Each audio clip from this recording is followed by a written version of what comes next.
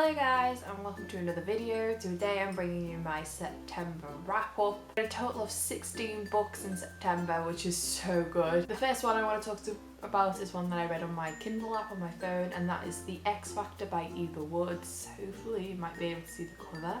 This is about four best friends who are older and basically their love life has not been the best.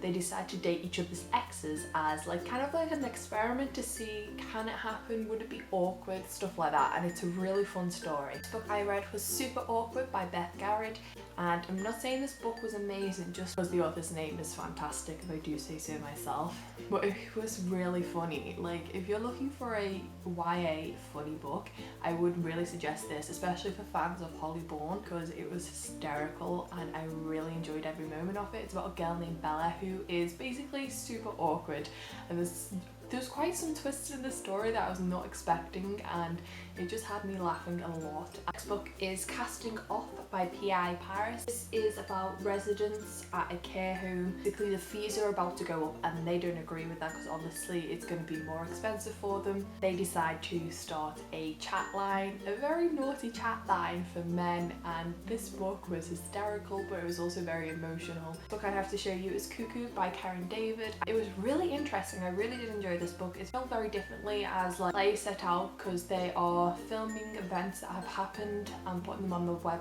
and putting them on the internet, and then it's followed by comments and everything.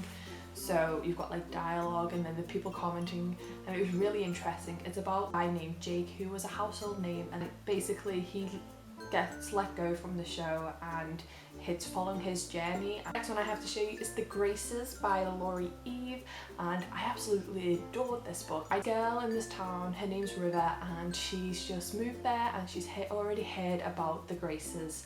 Everyone says that they're witches, and she actually becomes friends with the younger sister Summer and has a crush on the older brother Fenbrin, and he's got a twin sister called Thalia, and so there's three siblings in the school, and it was just so interesting. This book took a lot of twists and turns again that I was not expecting. Some things happened and I was like, okay, this took a turn, but it's really interesting because she wants to make friends with them to hopefully bring her father back who has gone, and she really wants to know if they are witches and what's their story basically, and their story is so interesting and I'm very happy there's going to be another book. Next one I have is The Deviants by CJ Skews. This book made me cry. So emotional, I couldn't actually cope. It's about a group of friends known as the Fearless Five: Ella, Max, Corey, Zane and Fallon. Younger Max's older sister died and that kind of tore the group apart.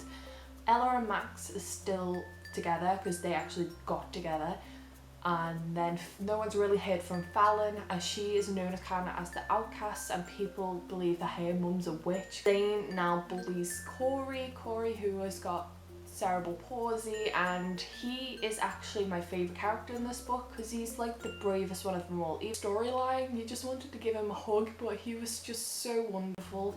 This is a story about them kind of reconnecting when they're older, then getting their own back on people who have done them wrong, but they're all hiding secrets. Ella is hiding a huge secret from Max, and it might have something to do with why she gets terrified every time they go to have sex. And Fallon knows about this secret, and Corey knows a secret about Zane, and that's why Zane's bullying him.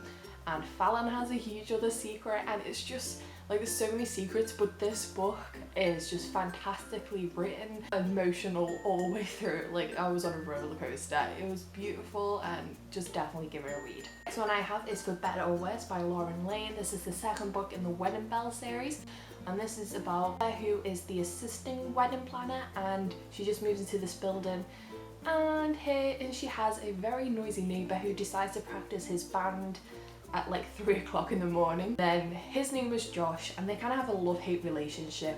He likes to rile her up, and she really hates that she knows that she kind of really likes him. She gets annoyed by all the little things he does, but he's had something happen to him in his past, and that's why he kind of just lives life to the fullest now, hiding that from her, and they go on kind of a relationship but not a relationship, and there's secrets, there's romance, there's drama, and it was just fantastic. Next one I have is Holding Up the Universe by Jennifer Niven. A girl named Libby who goes back to school after being homeschooled for so many years, and she's known as the girl in the house who got physically removed from a house with a crane because she was very overweight, and it's been about 5 years, I think, since that happened. And there's also a guy named Jack who everyone loves. Basically, he's like very well known in the school. He's known as being arrogant and cocky, but he actually can't help that. He goes up to someone and they're like, oh my god, Jack, and everything, trying to talk to him. He can't actually know who they are. Something wrong with him where he can't recognize faces. It's his story of trying to come to terms with that. We also get Libby, who's dealing with coming back to school and dealing with all the taunts and that from people. And they come together, and it was beautifully written. I love the ending. It was fantastic. So like literally, if you've not read this yet, definitely give her a go. The next one I have is A Torch Against the Night by Tahir, and this is the second book after An Ember in the Ashes. If you've not read that, I really suggest that you do, because I didn't think it would get better after An Ember in the Ashes, but it did. Like, I was so happy when she announced that there's going to be more in the series, because this book again took me on an emotional ride, and I was just like, can this stop? But the characters were fantastic. There's so much character growth as well in this series, and then we get to hear from Helena, who we didn't hear from much in Ember in the Ashes, and I really enjoyed her point of view in this book, and it was just, I can't even cope. And I have to show you is The Trouble with Mistletoe by Jill Shalvis. This is the second book in the Heartbreaker Bay series, and we all know by now that it's not really a good reading month if I don't read a Jill Shalvis book. But I really enjoyed this one. It's a very Christmassy one, and it's about a girl named Willa who we actually met in the first book. He owns a pet shop, and a guy comes in asking, can you mind my cat? And she instantly recognizes him. He is Keen, who broke her heart when she was younger, and he doesn't actually know who she is. He doesn't remember. Tell where that's gonna go. It was just so funny, and their relationship was funny. Like there was drama, there was romance, there was like many animals, which I also adore, because who doesn't love a book with animals in it? The last two books I read were actually trilogies, and the first one was the Snow Like Ashes trilogy by Sarah Rash. Snow Like Ashes, Like Fire, and Frost Like Night.